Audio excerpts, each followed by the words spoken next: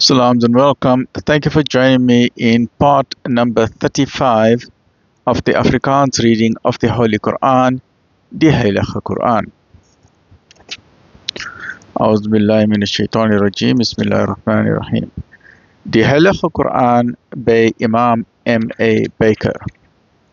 You can obtain free copies of the Afrikaans Quran, and if you want other publications as well, various other publications and various translations of the Quran. But for Afrikaans copies, please contact the IDM at 031 304 6883, the IPCI at 306 0026 or 27, the MJC at 021 6844 606, or Muhammad's Hardware in Pretoria 012-374-6102, and that's where I obtained my copy of the Quran, which I'm reading now, obtained by my friend Jones Yunus Musa Dada from Musa Insurance Brokers. Right, so let's continue with this.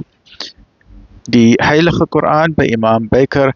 We've completed, Alhamdulillah, Surah Al-Fatiha, the opening die aanhef, 7 verse.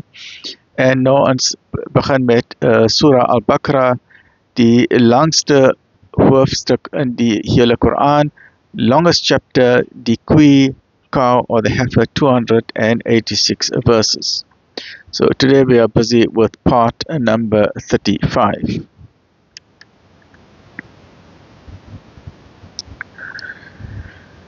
In die afdeling 20, eenheid moet vier. En die skepping van die hemel en die aarde, en die wisseling van dag en nag, en die skepe wat die see bevaar tot voordeel van die mens, en water wat hulle uit die hemel neerstuur, en die aarde daarmee laat herleef nadat dit dood was, en allerhande diere daarop laat voortkom, en in die verandering van die winde en die wolke wat tussen die hemel in diens gestel is voorwaar tekens vir 'n volk wat verstaan. These are the magnificent signs of Allah subhanahu wa ta'ala in all of creation, in the heavens and the earth. Dit is die tekens van God, die tekens van Allah, what all around us is, all around, right?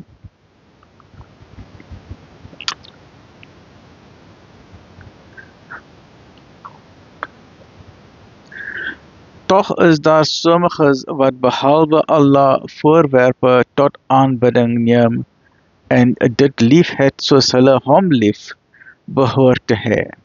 Maar hulle wat glo, se liefde vir Allah is meer standvastig.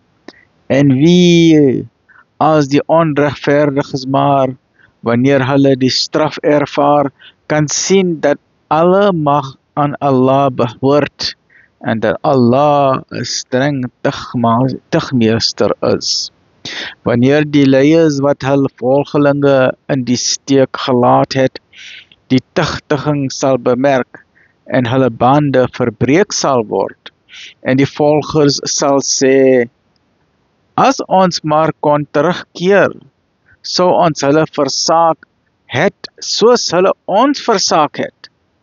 So sal Allah hul werke vertoon tot hulle skande, en hulle sal die vuur nie ontwyk nie. That was 35. Please join me in the next episode, which is episode number 36 in chapter 2 of the Quran, Surah Kui. Alhamdulillah Rabbil Alamin.